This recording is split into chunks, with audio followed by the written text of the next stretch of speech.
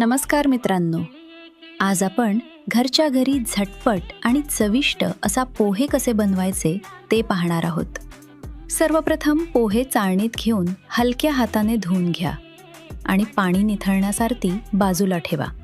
कढईत थोडं तेल घालून त्यात मोहरी टाका. मोहरी तडतडली की जिरे, कढीपत्ता आणि हिरवी मिरची घाला. आता त्यात कांदा घालून छान गुलाबी होईपर्यंत परतून घ्या. यानंतर हळद आणि मीठ घालून नीट मिसळा. आता भिजवलेले पोहे घालून हलक्या हाताने ढवळा.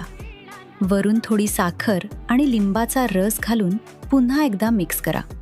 2 ते 3 मिनिटे वाफ येऊ द्या आणि गॅस बंद करा. वरून कोथिंबीर आणि शेव टाकून सजवा. गरमागरम आणि स्वादिष्ट पोहे तयार आहेत. अशाच सोप्या रेसिपीसाठी चॅनलला लाईक, शेअर आणि सबस्क्राईब नक्की करा.